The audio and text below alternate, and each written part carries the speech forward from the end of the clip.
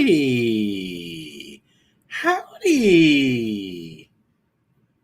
You're on mute, Brista. Something ain't go right, so hold on a second. Uh-oh.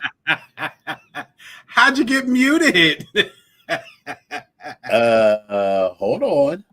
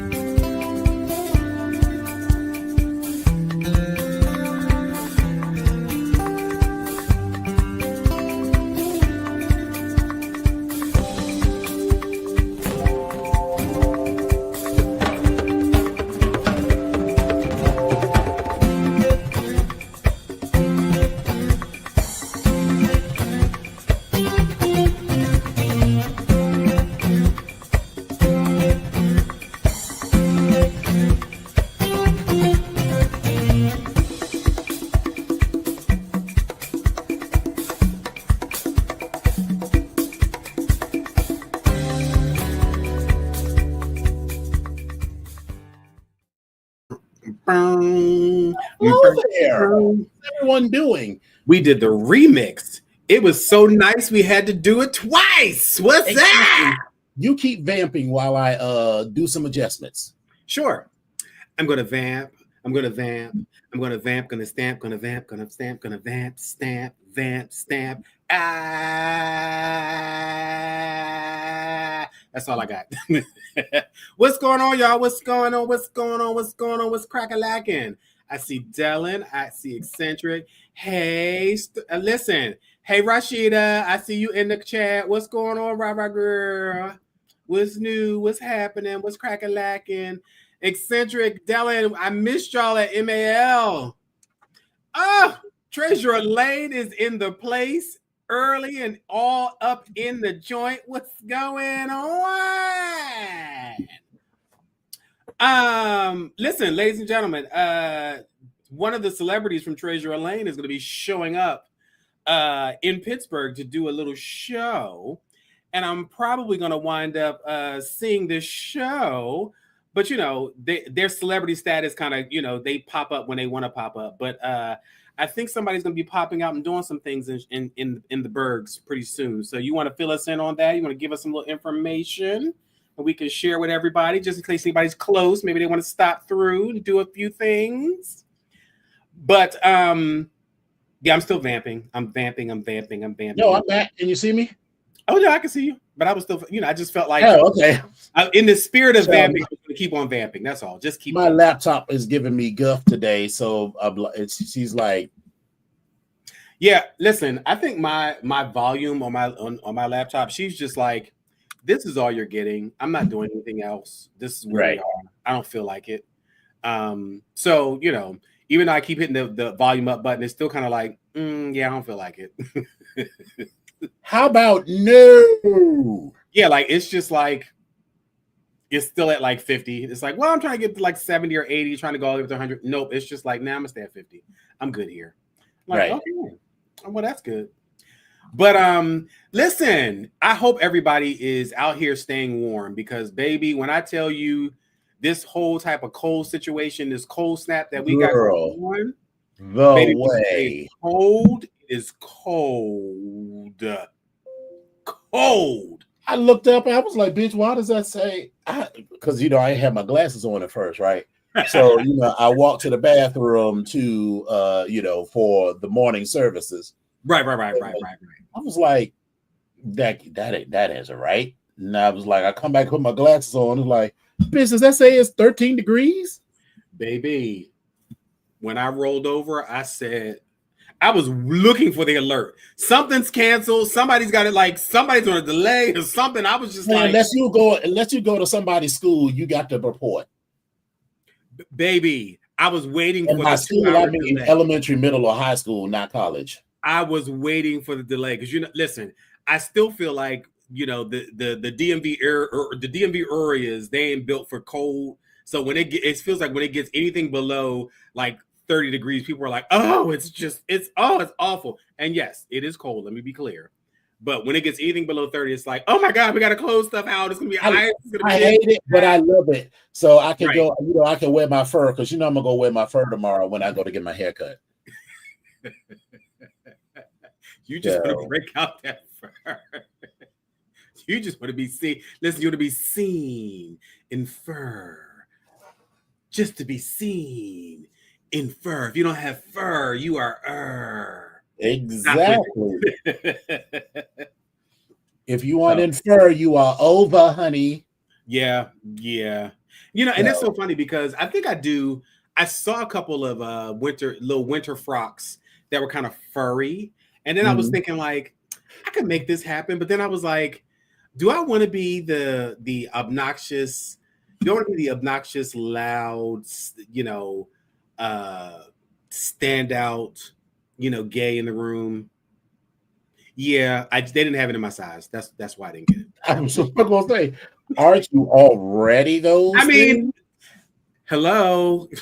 Thank you, Desmond. Desmond is like, listen, Chinchilla Revlon, don't you open your mouth. Don't you open your mouth, Chinchilla Revlon. Don't you do it.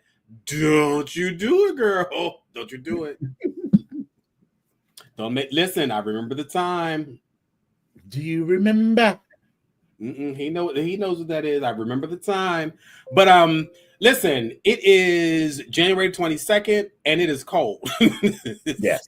And while I am happy that we are in this time of year where it's like we've gotten through all the festivities of the last year and we're trying to start up and gear up for the festivities for the new year, it's kind of like this is a downtime for a lot of people.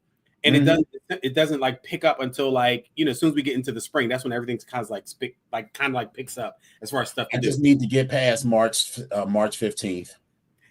Well, you know, and then I will be done with, you know, at least one commitment, you know. So my tenancy on the Leather Leadership Conference will end, and so that's one thing that is over for me. It's over for me. It's over. It's over for me. I feel like at this particular point, I just want to get through. I'm already planning to be absent from the Black Degree Factory. Right. Did you, speaking of being absent from various and sundry jobs, did you see my email? You didn't respond. My text, you didn't respond to it. If I did not respond to it, I probably didn't see it. You did. Oh, you just said, oh, snap, and talked about the Airy show, but read the text. Oh, no, I did. Like, I was like, I'm sorry. You know, that was the incomplete thought. In my mind, I was like, oh, snap. Like, that's hot. Like, come on. Okay. All right. Okay. Yeah. So we're waiting on best friend to see what the flights is giving. So, but the other part is, listen,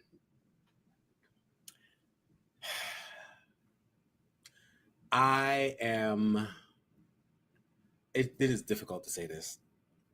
It's because it's just, I made a promise to myself that I was going to start practicing using this B word. Bitch? No. That is ingrained down in my soul, that word. Beautiful. No, that is ingrained in my soul. It's all over my buttocks? That is ingrained in my soul. Passed down from my mammy. Let me stop you. Black. Ingrained in my soul, passed down from my mammy. What's the, I don't know no other B words. Blogs? No. Biscuits? No. Beautiful? Budget. Brian? Black Degree Factory? Budget. What's that word? I don't understand that word.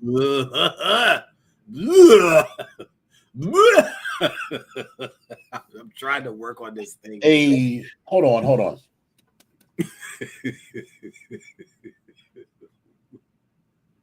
The Bluetooth device is ready to pair. What is this? So say the word again.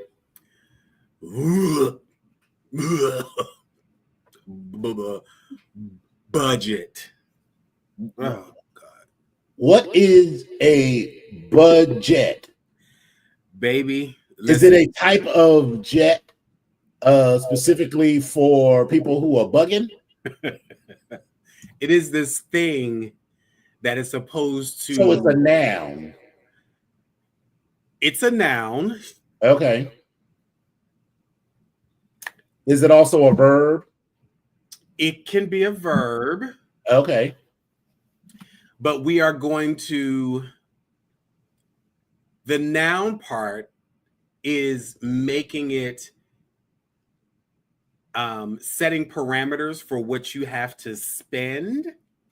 Parameters. Limits.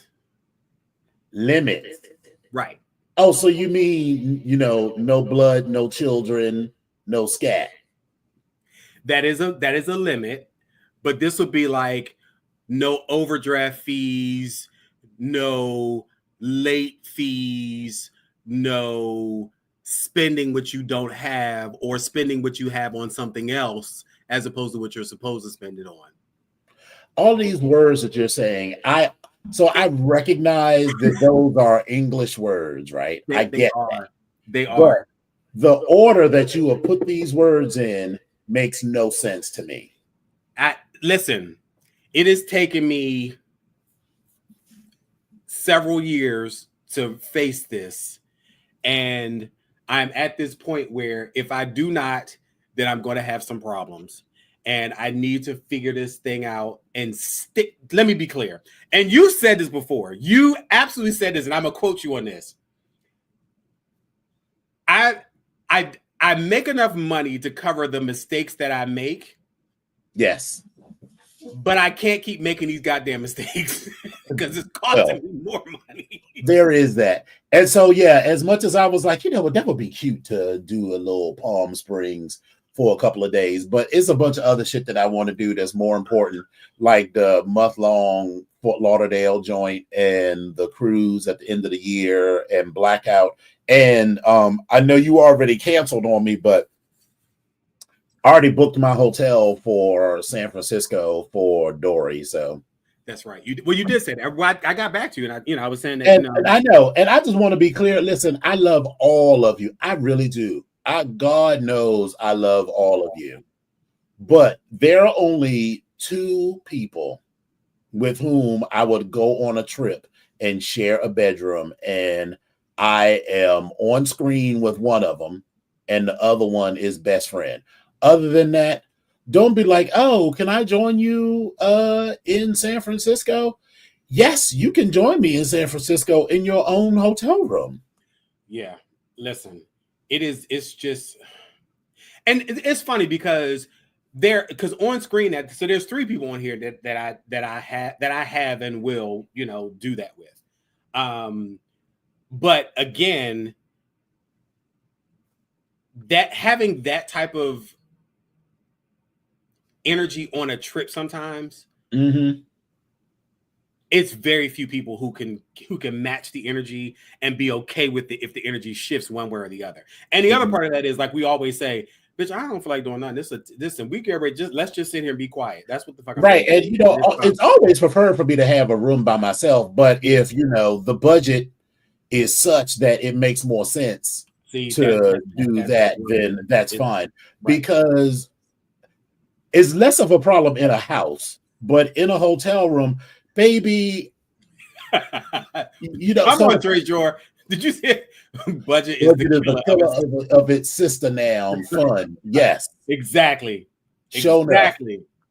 But for me, the thing is, I think you and I are similar in that when we are out and about in the world, we are very sociable. Like, hey, how's it going? It's good seeing you. It's like, hey, girl, it's so good seeing you. And as soon as that hotel door closes, like, baby, listen, let me take off all of these clothes.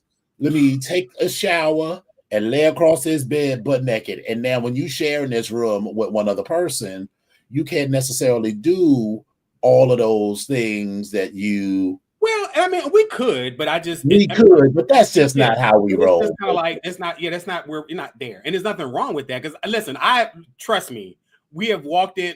Well, I've walked in on you, but I like, yeah. Well, no, that's no. We've walked in on each other. Yeah, we've walked in on but that's walking in. That's not every day. Because those 6 days I was in San Francisco, I had a lovely time. But you know what I also enjoyed? All that time in my hotel room, not talking to anybody. Yeah. I keep trying to explain that to my director about stuff.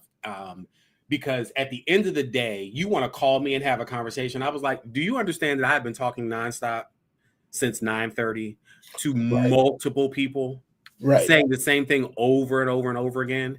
And now you want to talk to me and ask me questions, and you want to try to make me think at this point? You make me think. Oh, so you see my voice is shot after. Oh, I forgot. I forget. You know, I have some stories. So, but listen. Anyway, that's my.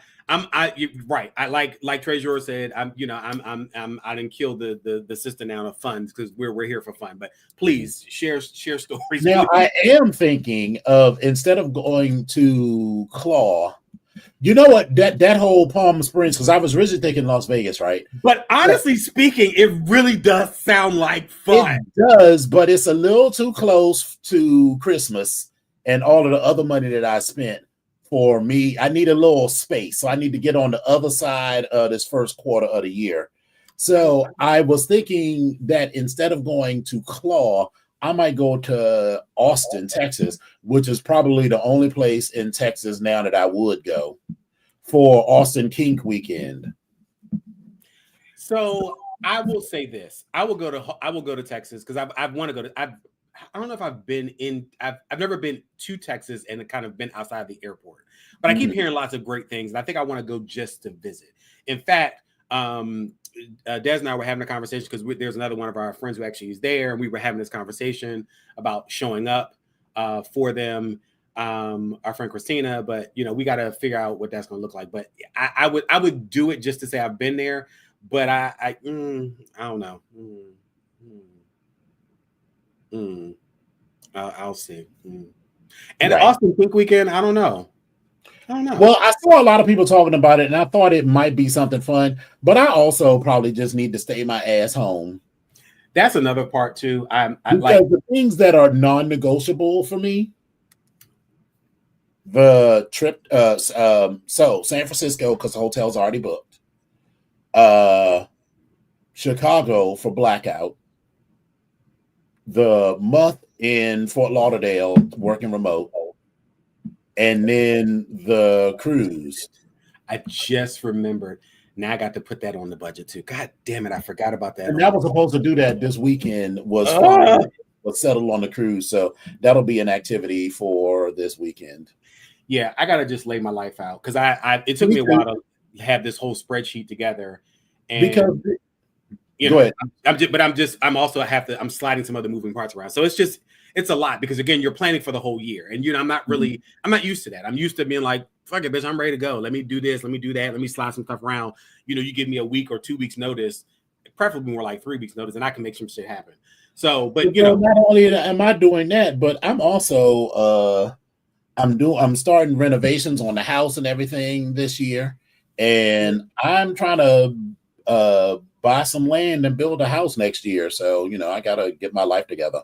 So, I'm not like these girls that live in an apartment and can just, no shade to people that live in an apartment, but, when you're trying to build a house, you got to set aside some things and have some things ready to go. That's true. This is true. Now, you don't wait until I got on camera conversation with me, girl. Go sit down. Go sit down, child. Right. Go sit down. Daddy doesn't have time for you right now. Go sit down. So, go ahead. You were saying. What is going on here? It's a lot going on today. How was your day? All in all, let's start with that. How about that? My day is fine. So today was my first day back to work after last Wednesday. So after the show last Wednesday, almost a year ago, I had a test done, and the results were inconclusive, and I kept putting off following up, putting off following up, putting off following up. And then so finally in November of last year, I did the follow-up, and she was like, yeah, you probably need to get this done.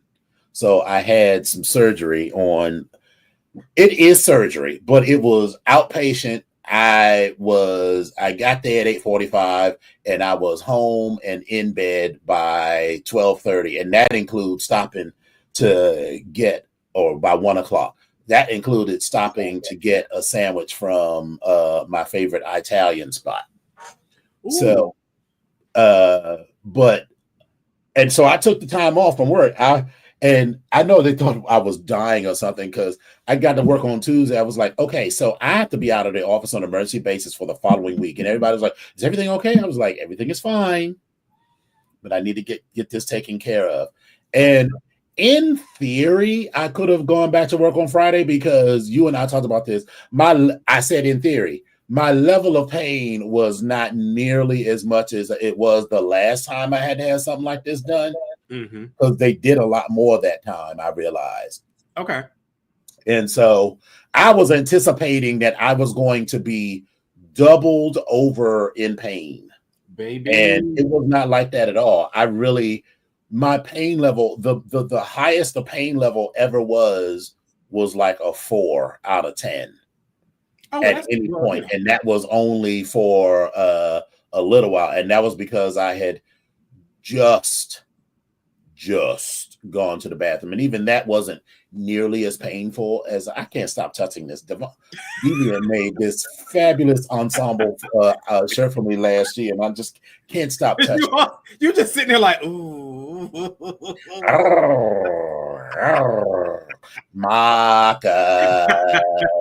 Marcus, darling. But so I took that time off, but it came right after MAL, and my voice is always fucked up after MAL. And all the goddamn talking, like you all that talking and kissing people on the mouth, and all kinds of stuff. And so my voice was already scratchy and shot. And then when they give you the anesthesia, they put a tube down your throat. Absolutely. And so that is irritated too. So my voice is still, so I can't hit my high notes. Me. Oh, la.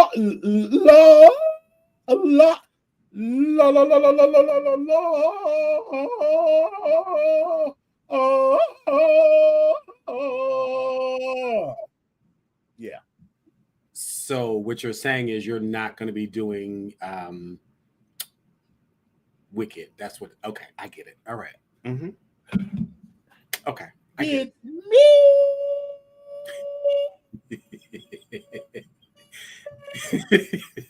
Jesus is I love song. Right. Jesus be a fence all around me. Damn. Whoa, Jesus be a fence. Anyway, and so I took that time off. I did get I did try to really sit my ass down. Sugar, get down, please. Come on, the baby. I really did try to sit my ass down and not do a whole lot, but I really can't do that for too long. Like, I'm fine with sleeping in, but then at some point I'm gonna be like, bitch, it is noon. So then I'll feel like I need to get up and do something. So I'll do something around the house. So this year, last year was a crazy year, and I'm just now realizing that most of the year I was living through I was in shock, like almost the whole year between one thing or another. And so my basement looked exactly like it did after the water people left to clean up all of the water. Shit was still all over the place. So I finally started tackling all of that. I threw away a lot of dildos that were just old. Right. But the idea of using a used dildo is just not something that I'm entertaining. So I just threw them away because I didn't think anyone else would either. But I do have a big bag full of clothes and gear and a big box full of gear that I'm gonna put in the Onyx storage space, and we'll use that. But then I got a lot of stuff done, and then now I done ordered some cabinets and I'm redoing the other half of the kitchen and hanging some cabinets. And that's where you get ready to pick up some. You got to pick up some steam because it starts to be an organization, starts to be cabinet things, but you get excited. That's why you rub your shirt because you were sitting there thinking, I'm going to be ordering some cabinets. Oh my god, I'm gonna start organizing. Not ordering, ordered. Right. See, that's what I'm saying. You done got all excited. That's what it is. You done got excited, and I need to do the same thing because I'm embarrassed to say, but I'm not. Let me take that back. I'm not embarrassed to say shit. It's my motherfucking house. I never put my room together the way I wanted to because I still like to get these 2 shelves that I want to get. And I'm gonna have to go back up to that the hotel place and see what I can find. We can go this weekend. We don't have shit to do this weekend, and because they moved, they're in a bigger space. That's even better. So come pick me up in the red Batmobile, and we'll go. Okay, we can make that happen. I have one housewarming thing that I'm supposed to go to, and I got to figure out what time it is because she's it's one of my coworkers. But I got to figure out what time it is. I know she says on Saturday, so and it's over by where Grace lives. So but other than that, we can make that happen. Okay. So and then I came back to work today, and here's the thing, child. Work. Tell me if it's me, because I swear my attitude about work has changed really quickly. It has, and it's not so much my attitude. Yes, my attitude about work has changed because I am just getting into the fact that I'm going to have to get used to giving fewer fucks. Because here's my thing. If you have me managing a project, you can depend that it's going to be done, then I'm going to get all of the shit done. But while I was out on vacation during the holidays, it's like I had all of this shit lined up, and I was like, okay, Epic, you got to do this. Okay, Bougie Girl, you got to do this. Okay, Dylan, you got to do this. And all right, good. So these are all the things that y'all need to do while I'm gone. So when I get back, we should just be able to be like, all this is done. I get back. Dylan, what happened to None of it's done.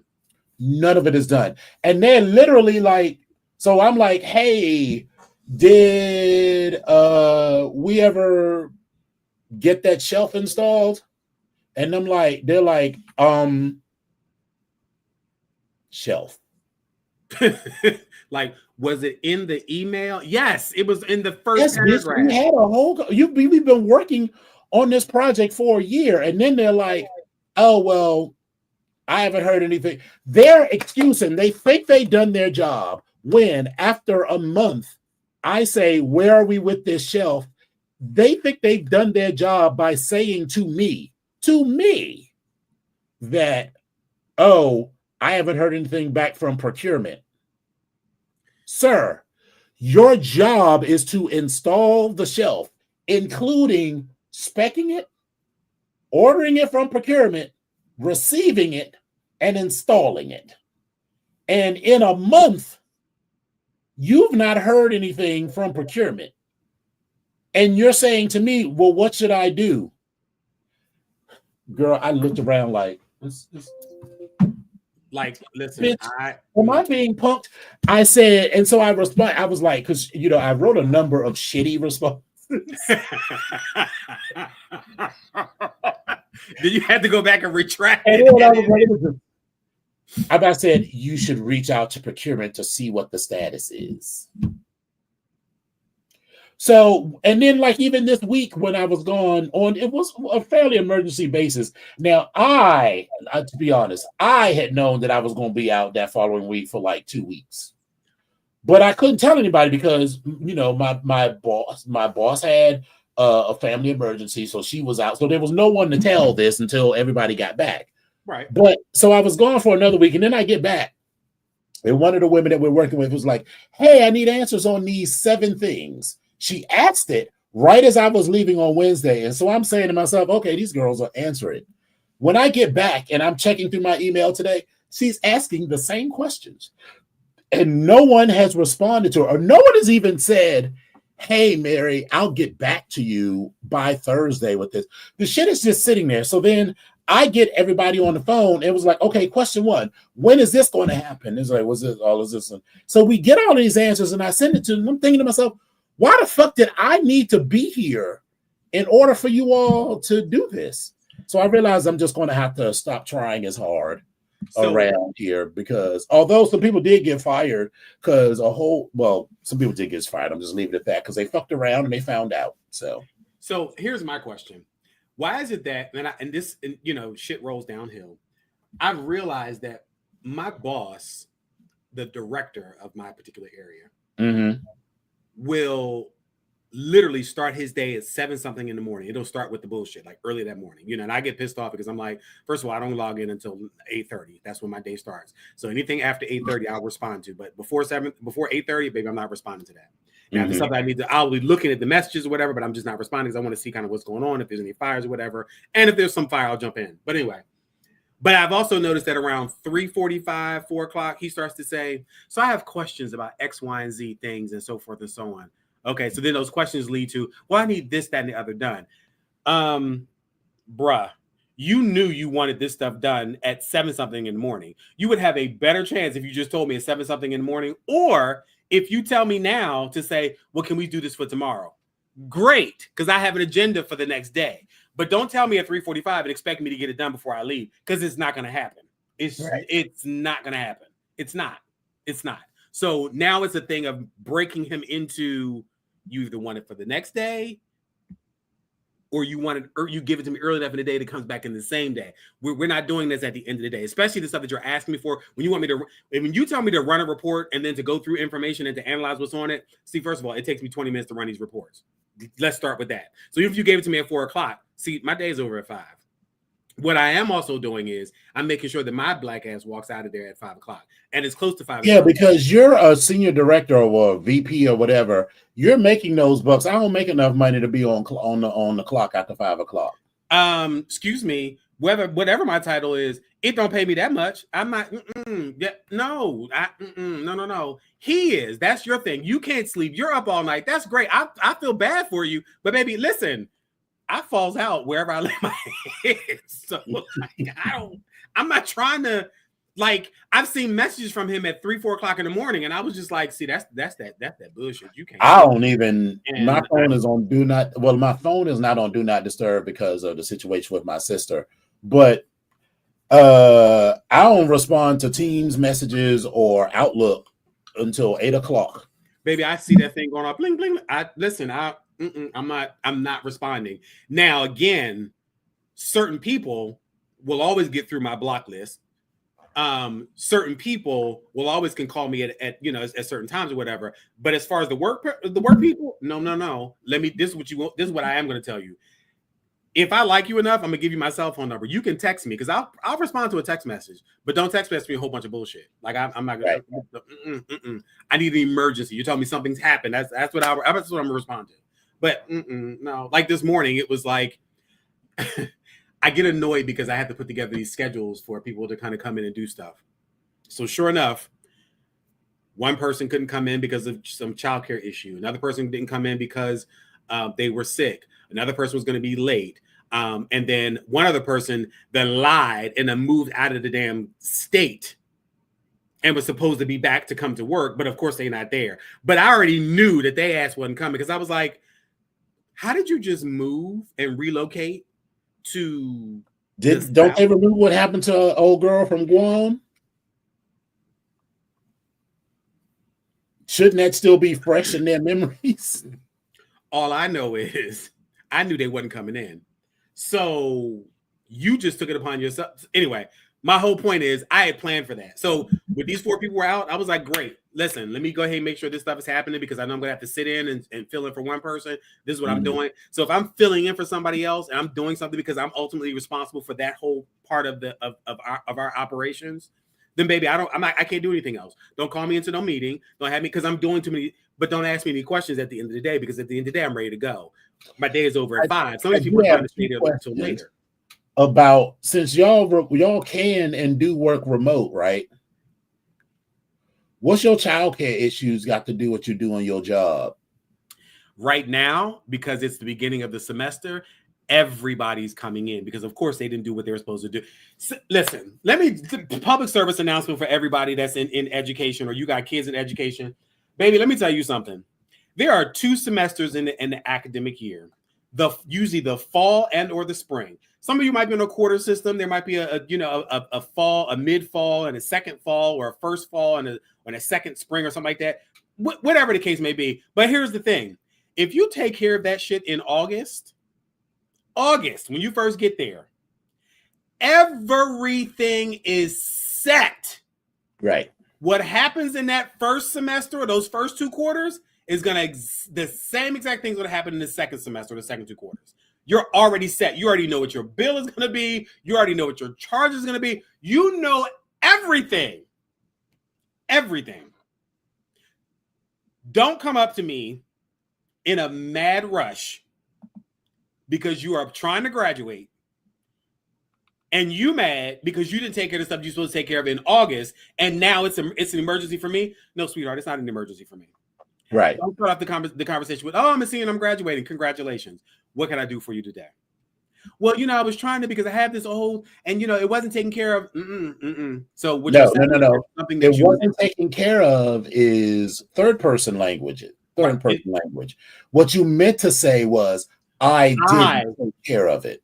And that's the other thing. When they come to me, they say, "This is what I did not do." Great. Let me see what I can help you with. But it's well, y'all didn't do X, Y, and Z. Listen. And I hate what the me part of y'all did was finish my degree 25 years ago.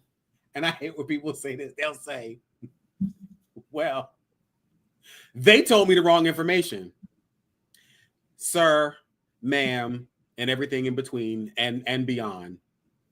There's this thing called a bill or a statement that you get, that you actually have access to 24 hours of the day, that you can log into and actually see your bill. So regardless of what someone told you, right, your bill tells you what is going on. You can clearly see what has been credited and what has not been credited. So please don't wait until the second semester to come in and say, "Well, I'm graduating," and so forth. Congratulations. I'm glad that you are at the end of your road. However, you have a balance here that is somewhere in the 13, 14, 15,000s. What can I do for you other than tell you how I can certify this loan for you? Excellent. Well, before Donald joins us, I got one thing that I thought would be fun to talk about. So Donald's in the waiting room, so he'll just chill for a moment. Come on, Donald, and chill in the waiting room. You like our green room? Did we give you enough snacks? Hey, he made his own green room, I see in the background. That's cute. All right, so let me. Going to be in a bed with a man who can access my body. That is priceless, and I can't access a $89.99 or $499.99 Samsung or iPhone because you think that's a breach of your privacy. You keep your $500 phone over there, and I'll keep my priceless mind, body, and soul over here. I am not going to be in a bed with a man. So I have several thoughts. I want to hear your thoughts, and then I'll give my you give your thoughts, I'll give my thoughts, and then we'll bring Donald on and introduce him, and he can give his thoughts. So I'm at this point where man, woman, people just in general, you're placing value on something that someone else may not value the way that you do. And just because you're set, for instance, "Oh, I got to have a Cartier bracelet, and it's the best bracelet on the planet." Baby, I can go and order the bracelet from Amazon, and I'm okay with that because it's valuable to me. Right. And so I hate to hear people and it seems like a lot of times it is women, it seems that way, when they place these dollar signs on stuff, but you want to have access to everything of everybody else's because you're giving access to your body. Right. You put a price on your body. In this case, the price is as low as $89.99. What? Like, well, for me, first of all, I want to know where you're getting a phone for $89.99. That's really the question that I have. Well, I mean, Target still sells them. Don't they sell track? I don't buy phones from Target, so I mean, I don't either. But I'm just saying, some people may have. It's okay. I don't. I see Donald is really enjoying the conversation, so let's bring him on. Let's remove this. Let's introduce Donald real quick, and then continue the conversation. Hey, boy, Donald, how are you? Hey. All right, so nice to see you. Nice to meet you. I know it's good seeing you again. It was ML. You missed Epic at because he wasn't feeling well at ML. He caught the flu. I was he had the flu. He had COVID. He had Ebola. He had West Nile virus. What else did you have? Just flu and pneumonia. I mean, you had just about everything. It was a lot, but I'm really kind of, that's the first one I've missed since in a long time, I'll say. Yeah. But again, it's nothing like, because it kind of resets your year, starts your year. So I'm kind of mad about that. But again, I live vicariously through the pictures I've seen. But yes. Welcome. I'm glad that you are here tonight. Did you have a great time? I had a wonderful MAL. That was my third one. So yeah, it's always great. Like you said, a great way to sort of kick off the year. And so it's easy to get to because I live in New York City. So it's just a bus ride, so yeah, great time. And child, it's even easier for us to get to because we live 20 minutes down the street. That part. That part. So Boy Donald is somebody that we've been friends on Instagram for a minute. But I first really became aware of him in last fall when I went to Folsom's Street Fair, and we had I went to the Leatherman's discussion group, and they were featuring some of the people who had participated in the Artist in Residence program at the Tom of Finland House, and one of our brothers, Graylin Thornton, who is one of the founders of Onyx Northwest in San Francisco, is on the board of the Tom of Finland Foundation. And so I was like, hey, I know that face. And so then we ran into each other. We're in a number of different Telegram groups and, all sorts of other things. And we're going to talk about the Telegram group. I mean, we're not going to talk about the Telegram group. I'm just mentioning it as a way that we became aware of one another.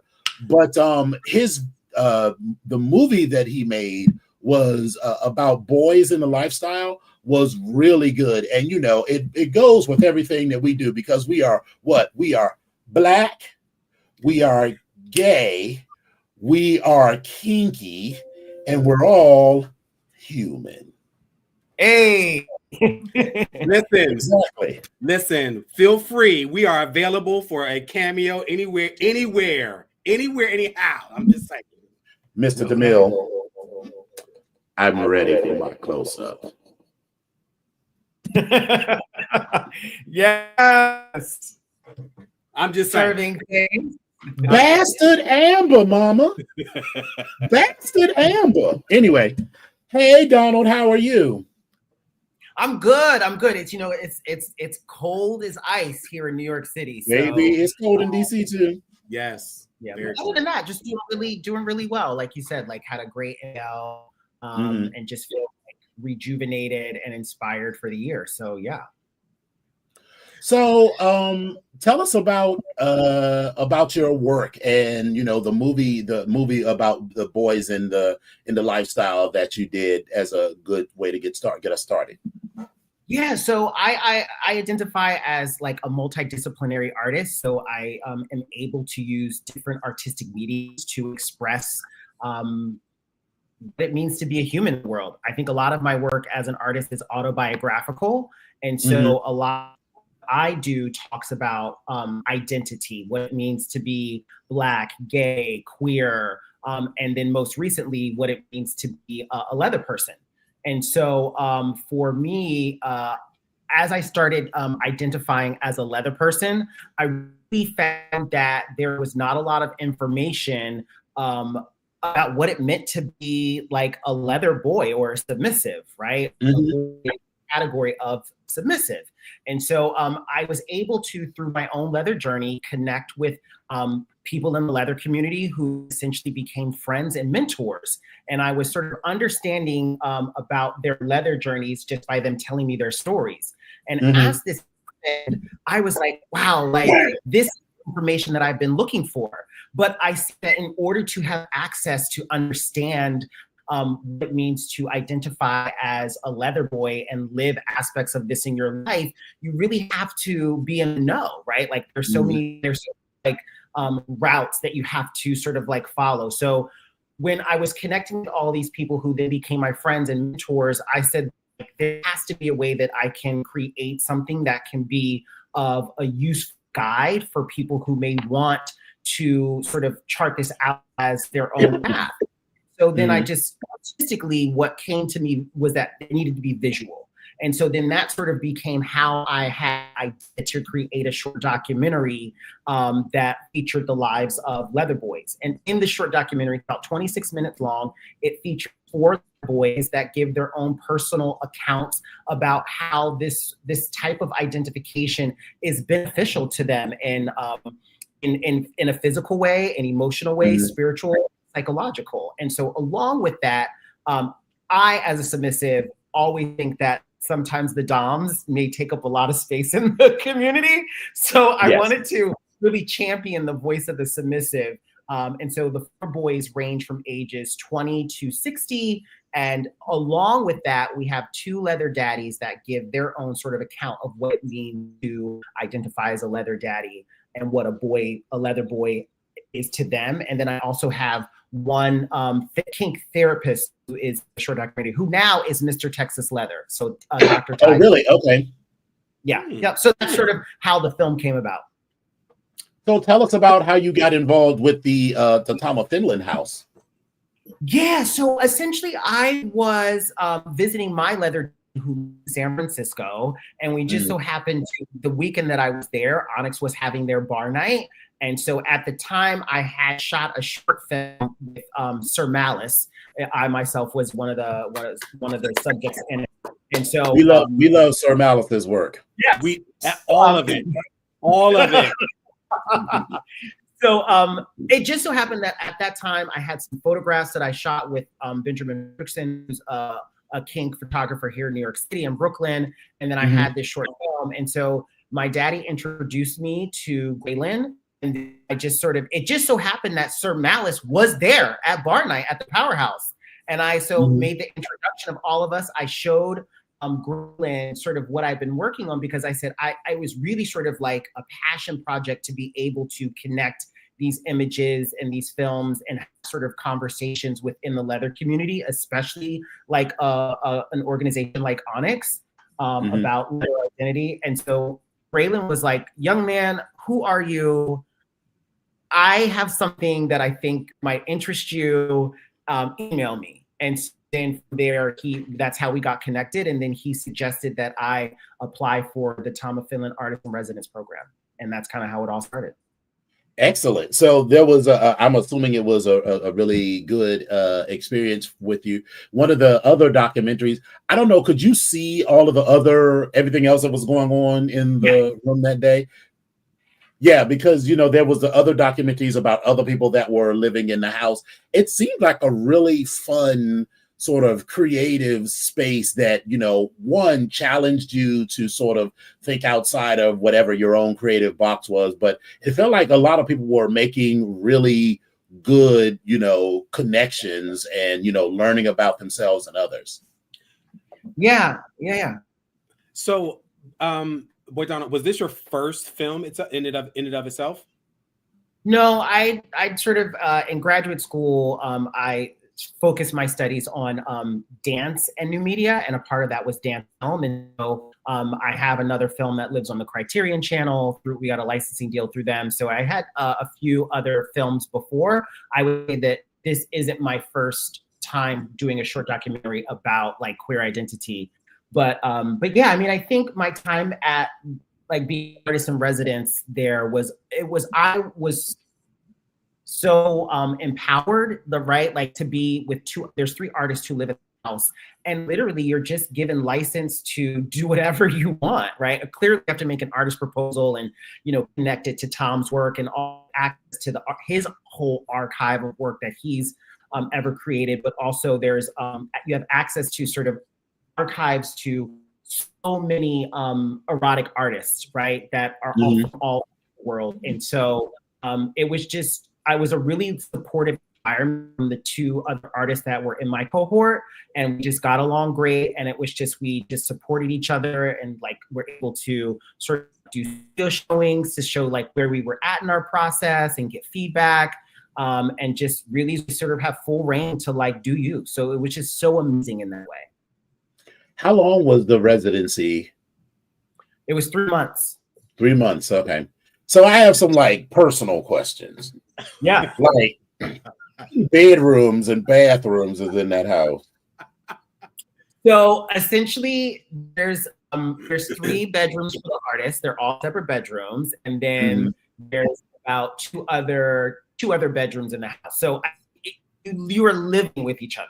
You were definitely living with each other. But there's a bathroom downstairs, and that's sort of like it's like a half bath, and then there's a full bath upstairs. So I mean, it's close quarters. Okay. All righty. Okay. All right. And that's what I'm saying. Like it's like you are in it. You are in it. I imagine it felt a little bit like going back to freshman year in the dorm for a minute. Yeah, but that's the charm of it. I think that's like that. Charm, I think is another. Okay. I think that's a part of what really allows you to feel so connected. To, sure. Like, you know, it being sort of like this like artist commune space.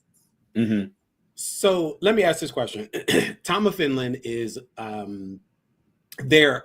While we know that there are things that are based off of the African American male, that archetype, how are you making this connection between Tom of Finland, dance, and just African Americans in general, like walking away from this? Yeah, I mean, I think one of the things that sort of like when I first walked into the space, like clearly I didn't see myself reflected in like that environment, right? And I think that there was a lot of grappling with that. How much space can I take up? Like, you know, I think about like this notion of like legacy, right?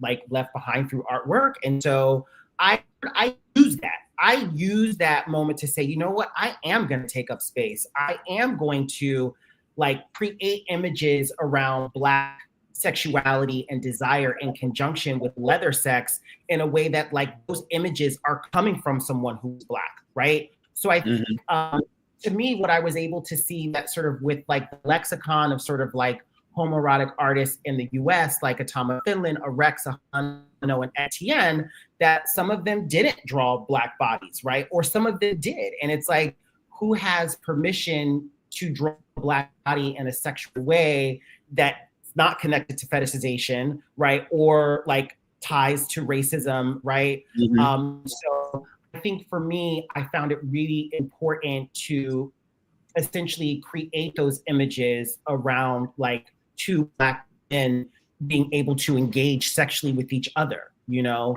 And I thought that to me was important. I will say that like, it was interesting to sort of see the way in which Tom's work evolved, and that he was really, because he didn't go to school to draw. Like that's something that he just taught himself.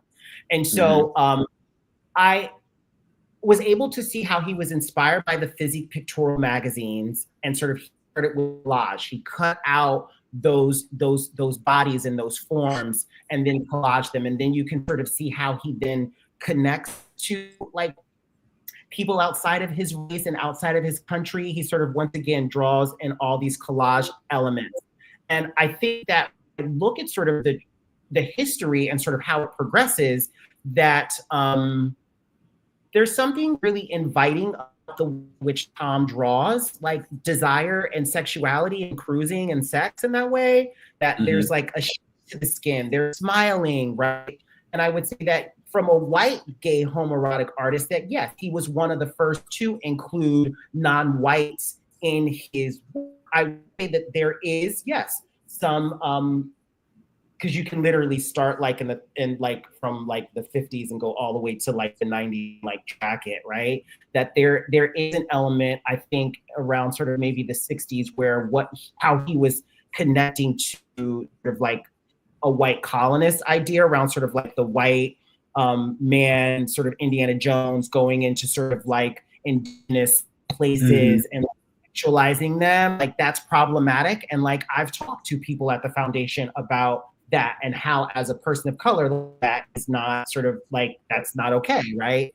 But I think as his work becomes more commercial, that you do sort of see this like color Benetton sort of like connected to sort of like sexuality and desire. But I think for me, even in my residency, I point to include people of color at the foundation. And so I arranged a talk with the Onyx LA chapter, Chad and Suede, and we had a panel discussion about the necessity of having leather spaces for people of color, right? And so, yes, I saw that the foundation was an opportunity for me to be able to make and create, but also I felt that like I need to bring in people of color into this space and let them know that it's a safe space, at least while I'm here, you know. Right. And it was amazing to see how that Onyx chapter was able to feel seen and celebrated, and I moderated the talk, and it was a really sort of a highlight to once again have these conversations around, right, like having agency for people of color to be able to draw themselves or be the artistic impetus or direction of how they would then be presented to others. Excellent. So speaking of representation and, you know, colonizer ideals and all of that sort of thing, any thoughts on, you know, our latest controversy with the Tom of Finland Foundation and IML and all of that sort of thing? Because that blew up right while we were at IML, because it was so funny. It was like, girl, it ain't even been 24 hours. Lighting the kids up. Yeah. So, I mean, here's what I will say. I was at MAL, right? And I didn't find out anything until Sunday. And then people came up to me and said, did you hear what happened? And I said, I didn't. And so then I went on social media and I saw, and, you know, it's shocking. It's just shocking. It's scary, right? It's upsetting. I will say that I think this unfortunate set of events highlights why we need to safeguard our communities, right? Yeah. Like we need to safeguard our communities, right? And that the leather community has definitely historically been known to exclude people who were not cis white and gay, right? And so in terms of like gay leather history, right?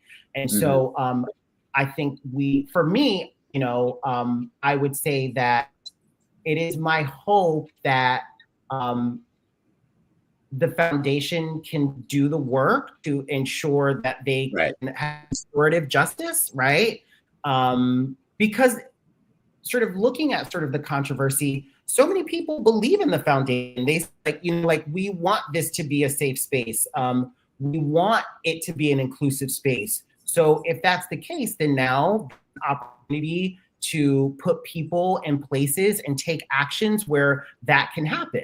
You know, I will say that for me as an artist, I had such an amazing experience, and I hope that other artists can continue to have a safe space where they can explore and express themselves, and to create art where people can see themselves reflected in that, especially around sexuality and desire, right? Where there's so much guilt, shame, and stigmatization around being able to honor that part of ourselves.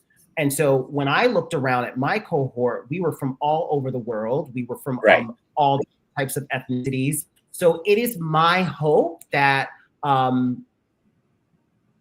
actions will be taken so that restorative justice, right, can be had, and that the values and the mission become active, right? It isn't just something that's performative or just glossed over, that those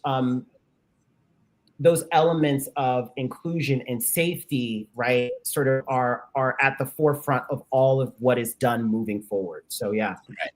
So all I will say is that I didn't know who this guy was beforehand, and apparently this was something that was known in the LA community, and I'm just glad that people finally felt comfortable stepping up. And so I hope that they continue to get the support that they need.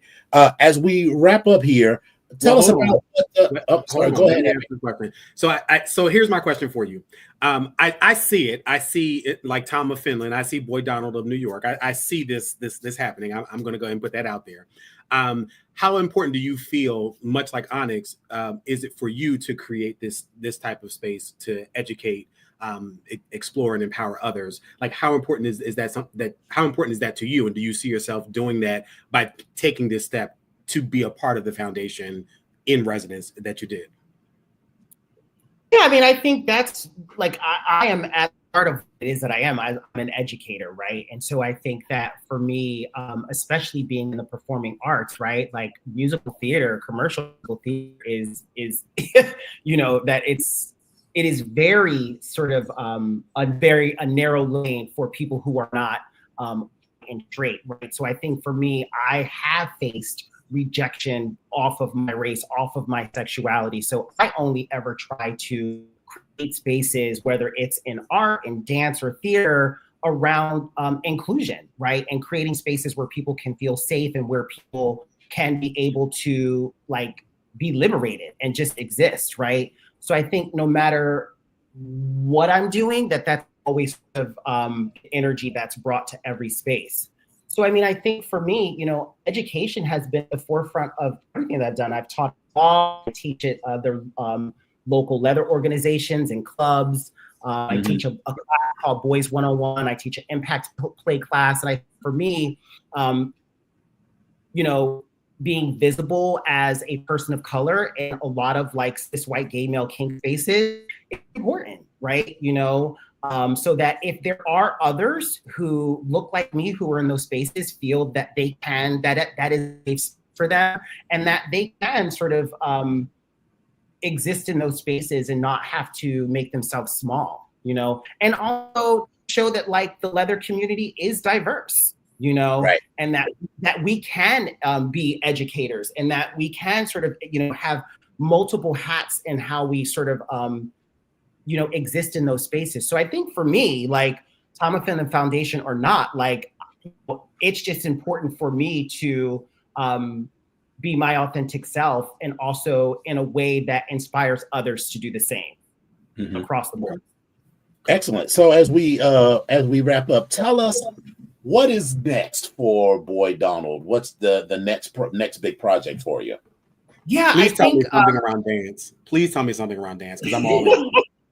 Yeah, I mean, I think it was interesting for me. I think as someone whose first like artistic language is dance and is movement, I sometimes find it really interesting, like how do you physically make a dance about BDSM, right? So in the first short film that I did, that sort of connection to movement and communication was then exhibited by how do you just have two people stand next to each other in a way that shows dominance and submission, right? That you don't have to make an abstract dance. You can literally just place people in how you would see them, and a dom would sub would sort of connect. I think right now I sort of am driven by sort of like, I see something like artistically, it's like, what am I seeing? What am I sensing? What am I feeling?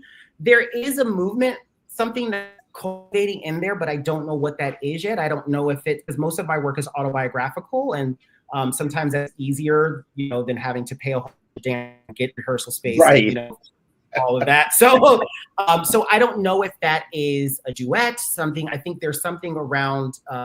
I think at my time during the foundation, what's next for me is that the short documentary is out. It's doing really well on the film festival circuit. It's doing a lot of community screenings, and I'm having great conversations about that, which was the whole idea for that. I also created, wrote, and directed a one-act play called Daddy's Boy, which looks at a dom-sub relationship between a boy and a leather daddy that parallels my own personal relationship with my biological father. So that was a one-off performance. It's a one-act play. So I'm looking to sort of revive that at a theater festival here in the city. And then I also have a series of photographs, black and white photographs that I shot with my dear friend Sterling Walker, and shot by Benjamin Fredrickson. And so I'm looking to find a gallerist to like exhibit those photos. So it's my dream that they will be able to sort of live in a gallery here in New York City, and all over the world. So that's sort of what's next. Excellent. So let's add your website to the screen for the people that want to see. It's donaldshorterjr.com. I'll post it in the chat for everyone. And thank you for taking the time to be with us today. We will definitely be in touch for a number of different things, because I think our pledges would benefit from seeing the short film on a boy's life, and from some of your other things. And we know that you're good at flogging, because Dylan says he just realized that you were the person that flogged him in the Onyx suite. Yes. He said I'm a member of a leather club, and so he saw the patch and he said, well, how do I? And I said, well, this is a leather club. And so then we started talking, and then I said, would you like to, and so he said, yeah. So we negotiated our scene, and yeah, so it seemed to go well. So yes, that was Friday and Saturday night and Sunday night in the suite was a lot of fun. And I think a lot of people just came and, sort of got their rocks off. But I think a lot of people enjoyed seeing me and you and Mufasa and other people do some really intense flogging scenes. So thank you for that as well. Yeah. All right. Well, thank you, Donald. And we will be in touch. It was good talking to you, and we will see you soon. Yes, I'm mad I wasn't there, but I get to see you again soon. So, we'll see you. We'll see you perhaps at Folsom East. Yes. Oh, that is actually the weekend of the birthday. Yes. That is your birthday weekend. Of course, I will not be there, unfortunately, because I will be judging at Southeast Leatherfest. So I will not be there to spank 1,000 asses. So it will not be the same without it. It won't be the same. No. All right, Don. It was epic. It was good seeing you, Dominion. But thank you for having me. Of course. We will talk to you soon, baby. Thank you so much. Mwah. All right. Bye. All right. So it is 9:10. So why don't we? Well, these TikToks and shit will be here. Listen, these are news stories. This is stuff that's going on. It's yes. So get into the news stories. We can do whatever. Okay. Well, listen. Here's a couple of things. Today is January 22nd. We already know that the inauguration is taking place, and we now have. We survived it. Yeah, we survived, and we now have number 47 that is in the office right now. Here's the thing. There were some executive orders that were signed, and I just wanted to point out a few things about these executive orders that were signed during the inauguration parade. There are several there. You can go onto the WDSU.com website and actually look at these specific executive orders that were signed. But I just want to give you guys an idea of what they were. So there were several. There was like 20 something that they kind of highlighted, but then it goes into some other more specific stuff. But again, they're talking about restoring names that honor American greatness, designating cartels and other organizations as foreign terrorist organizations, talking about defending women from gender ideology, extremism, and restoring biological truth to the federal government, which again, all of these things we kind of talked about, and we were saying that people should be on the lookout for and be fearful of that these things could happen. There's this thing about America First policy directive to the Secretary of State, then also protecting the United States from foreign terrorists and other national security and public safety threats. They're talking about rescinding and changing things, basically unleashing Alaska's extraordinary resource potential. So basically we're going to talk about raping the land and taking all these natural resources. Basically, protecting American people against invasion, reevaluating and realigning United States foreign aid, talking about national emergencies. They've also withdrawn the United States from the World Health Organization,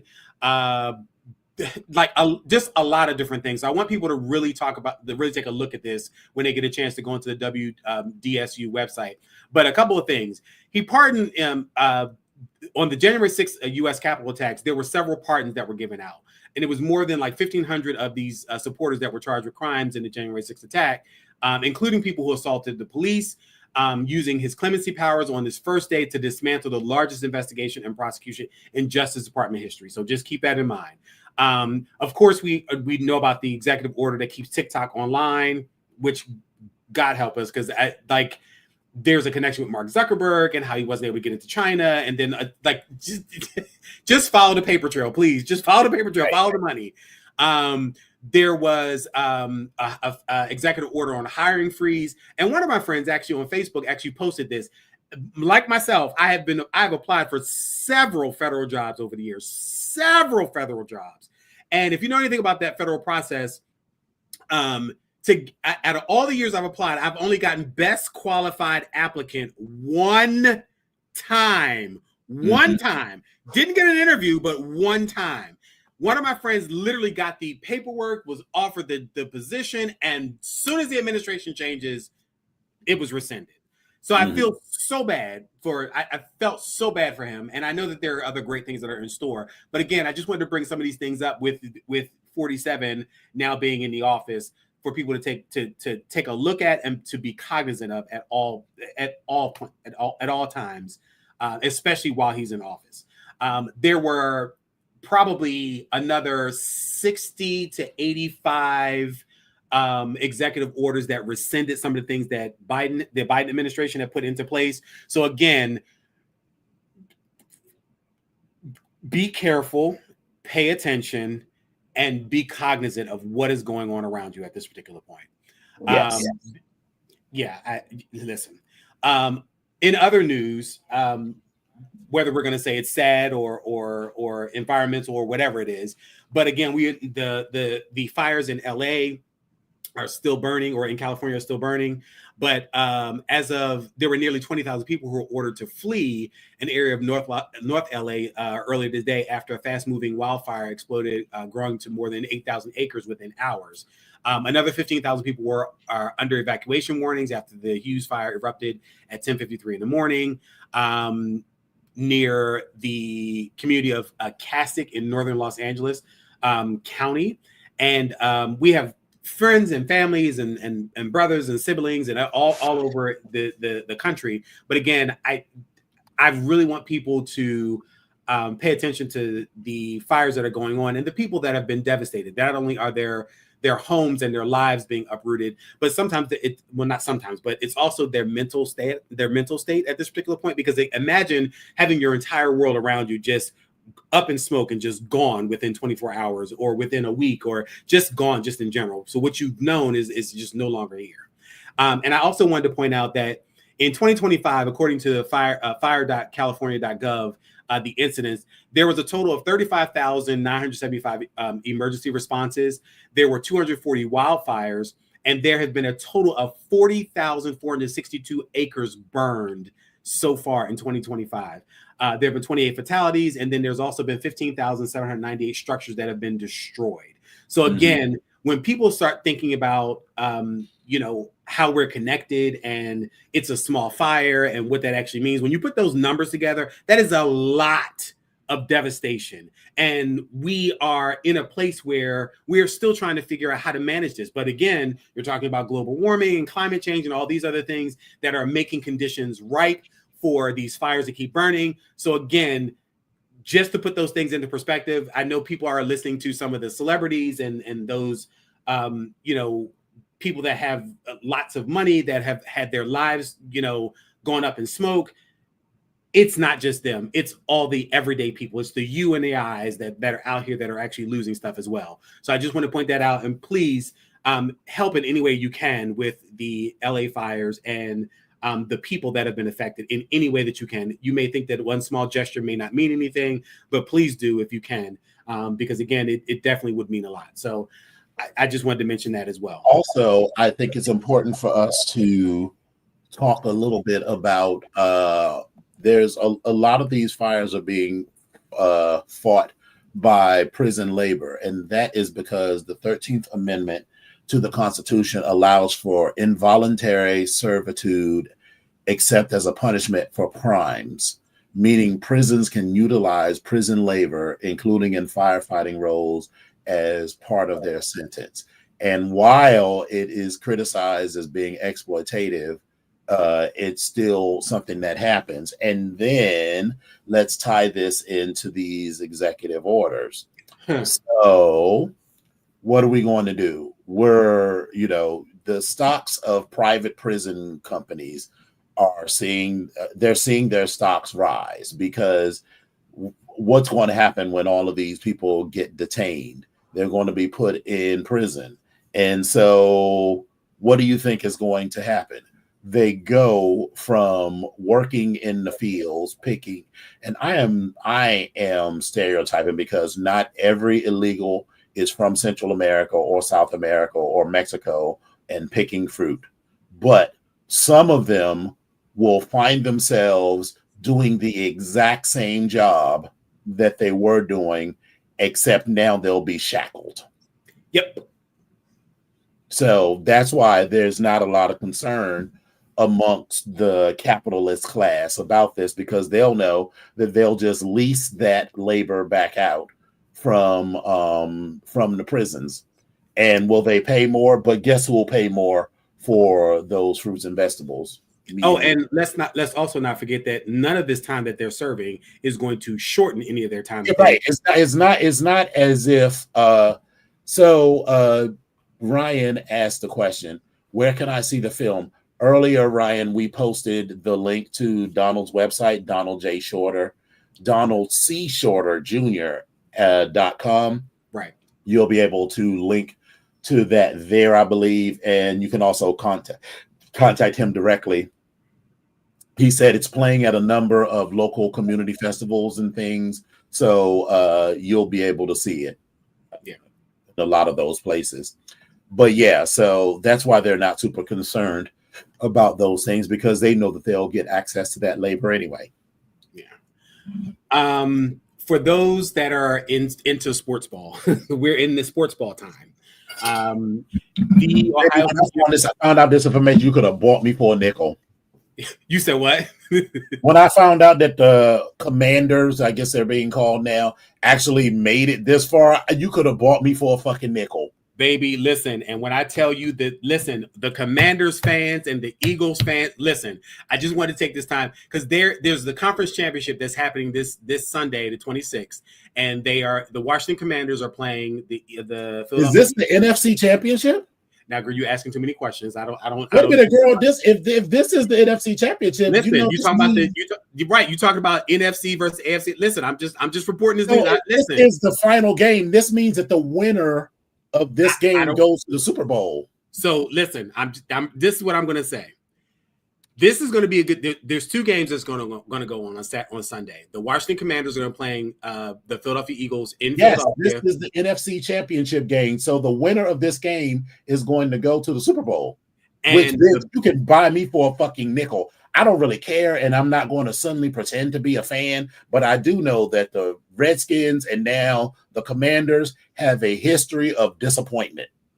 Listen, we're going to leave that alone. But the Buffalo Bills and the Kansas City Chiefs are also playing. But I just wanted to give you guys, for those that are sports ball fan, I wanted to give you an idea of what it looks like. So the NFC Championship between the Philadelphia Eagles and the Washington Commanders, there are still tickets on sale. You can actually go and view the game. They are starting at $555 and going up to $1,000 plus for standing room only. I just want you to understand that. I want you to be clear that I paid money.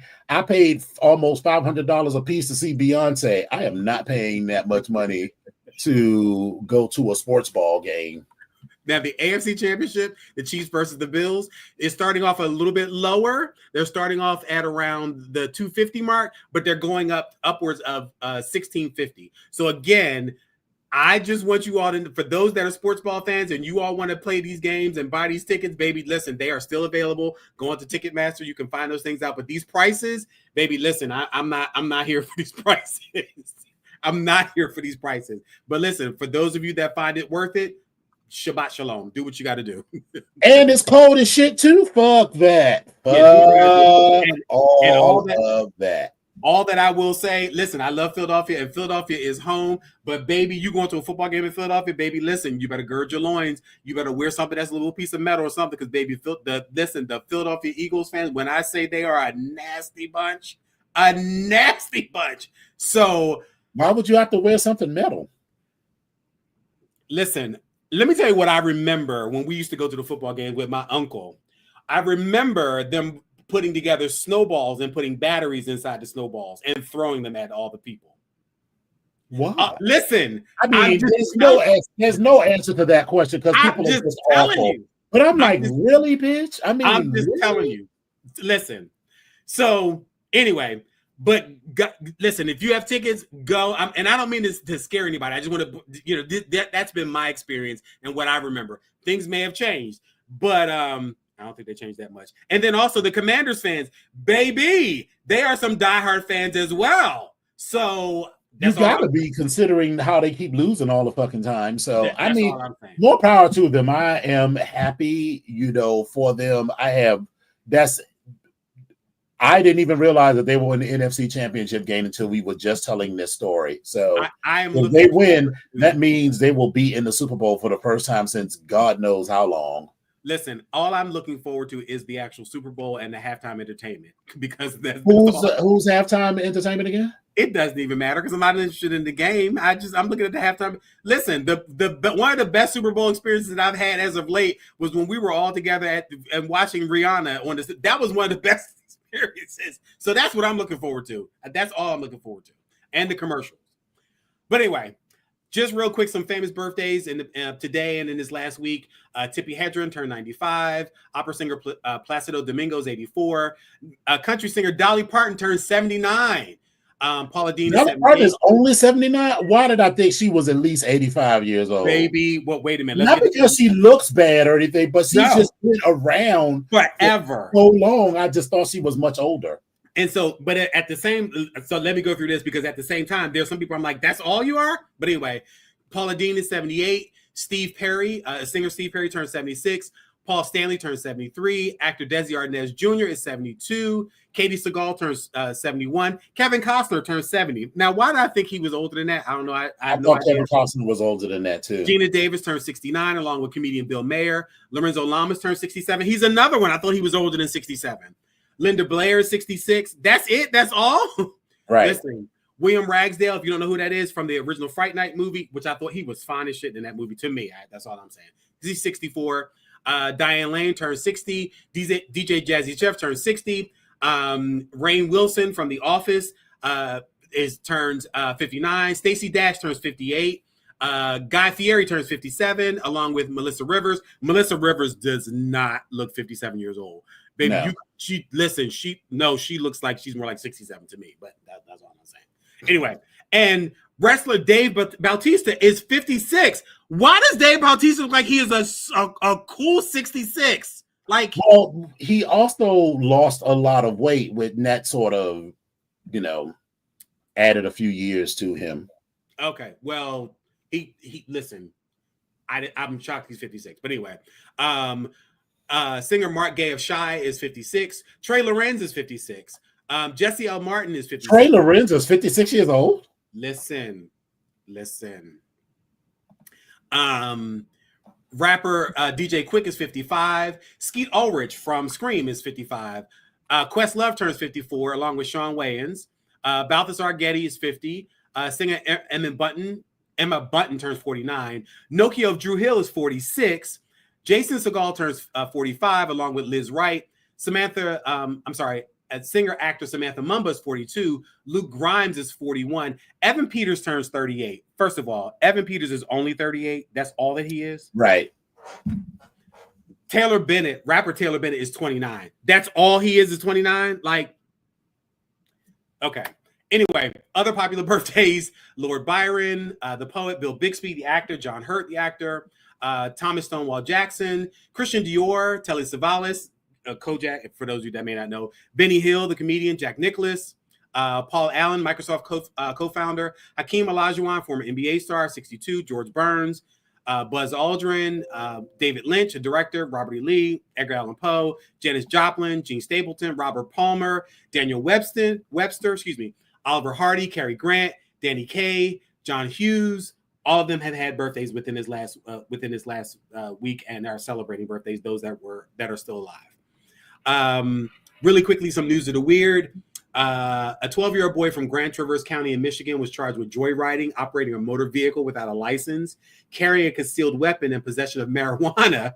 The boy's parents contacted the county sheriff when they realized their 2000 Chevy Blazer was missing, saying their son had taken it. They tracked his progress south into Clare County, where deputies were alerted to be on the lookout. By the time he was stopped, he had driven more than 90 miles. Officers found a 12-gauge pump-action shotgun and ammunition along with a little weed, but said there was no indication that he planned to use the gun. He did tell deputies he was unhappy at home. He was released to his parents. Now, you and I both know. Child, he should have just kept staying in that car, because if my parents would have just...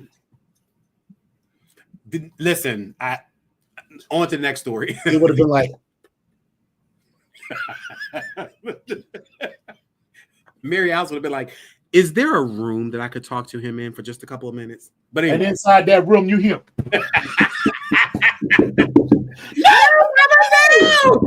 Stop, mama, stop! Another story. In Hampton, Virginia, Officer Jerron Harry lost his job after a less than satisfying encounter with a prostitute. He met a 20-year-old, her name was Alexis Dream Copeland, on an app and arranged to meet her that day at an apartment in Virginia Beach. They agreed to shower together, but Copeland never came into the bathroom. Instead, she lifted his phone, keys, wallet, and car with police credentials. Police were able to track down the car in Norfolk. Copeland told Harry that Harry had given them permission to borrow his car, but she was charged with grand theft, larceny, credit card fraud, and prostitution. Harry wasn't charged with anything, but he lost his job afterwards. How you gonna show up in a police car? Listen, sex work is work, so I'm not shading her as a prostitute. No, not at all. Dressed as a prostitute, whatever a prostitute is dressed at. In other words, she's not dressed as a police officer. Not at all. And then they pull her over, and she was like, oh, he told me I could borrow his car. Like it's a fucking Chevy Bronco. Listen. So in a small Welsh village, they've been inundated by shoppers looking for an Aldi supermarket that doesn't exist.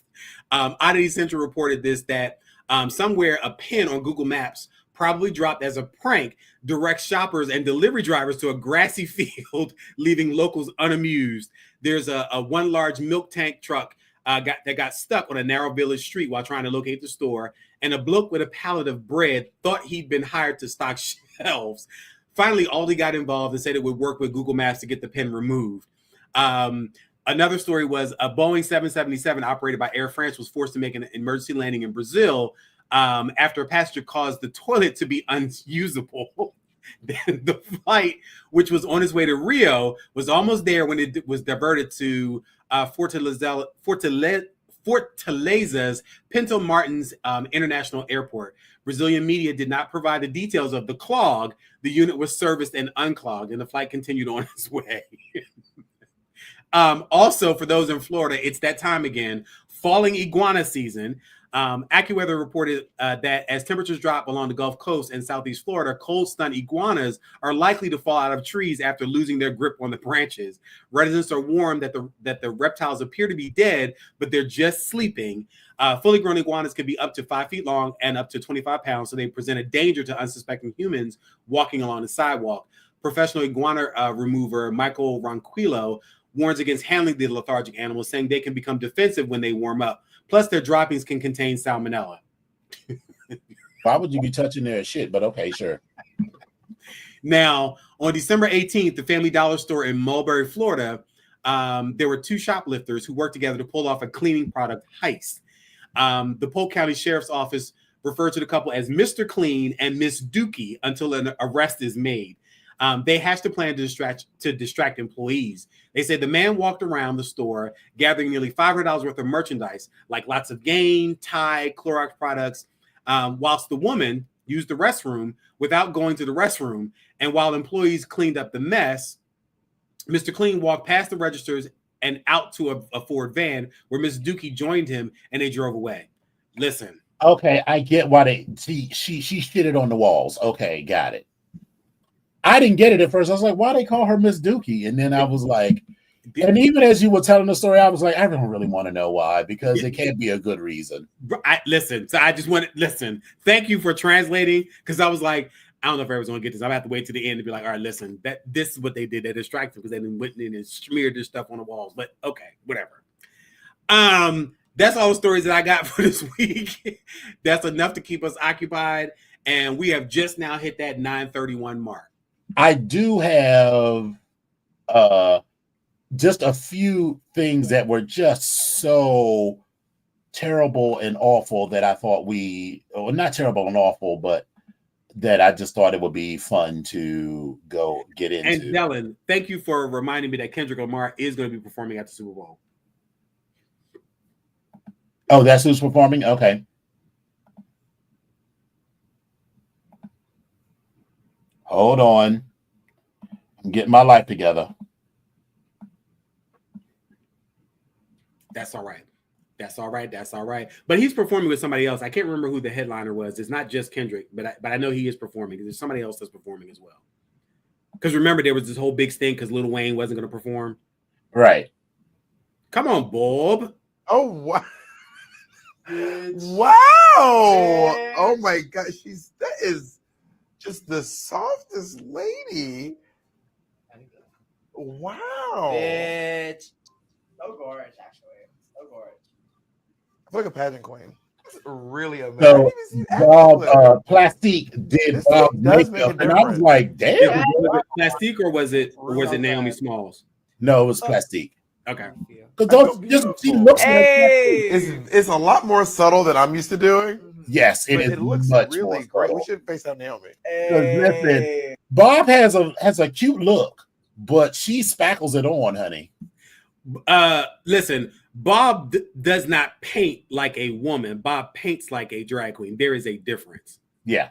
Plastique and Naomi paint like women. Paint like women, or paint like a woman, like everyday fish, if you will. This one. Moving to South Africa is a big step. So obviously I've got to transfer with work. Obviously he's offered to let me stay there whilst we get to know each other. My question is, no. Yeah, just no. No. You have lost your mind, and it's good to find it. And that's what we're here for. We are the finders of minds. 22. You went on a holiday. How long was you there for? 2.5 weeks. 2.5 bloody weeks. Yeah. And you met him. What's so different about him? Do you know what it was? When we spoke, we spent his lunchtime break together and we're getting to know each other. That's all you're worth, a lunchtime break. Not even a date. Where was you? Did he work in the water park? Yeah, so he was the one that nods the people to go down. What kind of rookie mistake? Babe, every girl knows whenever you go to these all-inclusive resorts and these places abroad, you never fall in love with the lifeguards. What does mum say? Nice. What does mum say? Okay, so mum knows that I want to move, but she thinks I want to move for work, which I do. I do want to move. Can I just be honest again? Let me tell you why you're stupid. You know when you was filling out the form and writing next of kin, you feel I'm not going to tell your mum? You feel I'm not going to show this video? You're not going, sis. You're not moving halfway across the world for some mediocre lifeguard. What's going on here? Huh? I love Stand up, wake up. You love it? I feel sick. I feel sick. I'm going to throw up. I feel sick. Obviously, moving to South Africa. First of all, I love the way they was letting her have it, but she deserved it because that is a rookie ass mistake. You do not go to the Dominican Republic, or in this case, South Africa, and fall in love with somebody that work at the resort. And bitch, the lifeguard. He's not even a lifeguard. He is the bitch that stands at the front of the line and says, "You're next," which again is a fine job to have. God bless having a job. But girl, what is you have enough money to go from Britain or wherever the fuck you live with that accent all the way to South Africa on vacation. He works as a ticket taker or a line mover at the water park. This reminds me, I don't know if we talked about it on the show, but that thing where Lisa Ray was like, I just don't entertain certain kinds of dudes because, when I'm talking about going out, I'm talking about going out to places where the average bill is like $300-400 for lunch, and you just can't afford that. So why would I even put myself through the thing and dealing with your trauma or whatever? So why would you even put yourself through this of moving for your job, because you clearly got the kind of job where you can work remotely, to live with somebody who gave you some good dick at the water park? Listen, come on, Spiller Boy, but he does a lot of nice things for me. Look, I know he used to do nice things for you, but what has he done for you lately? Listen, and Dylan, thank you so much. You know what? You're right. Kendrick is the only person that's performing it, so I take that back. So he is performing, and he is the halftime performer at the Super Bowl this year. So I'll be interested to watch that. I ain't really watching the game. I just want to listen. I'm watching the halftime show and the commercials.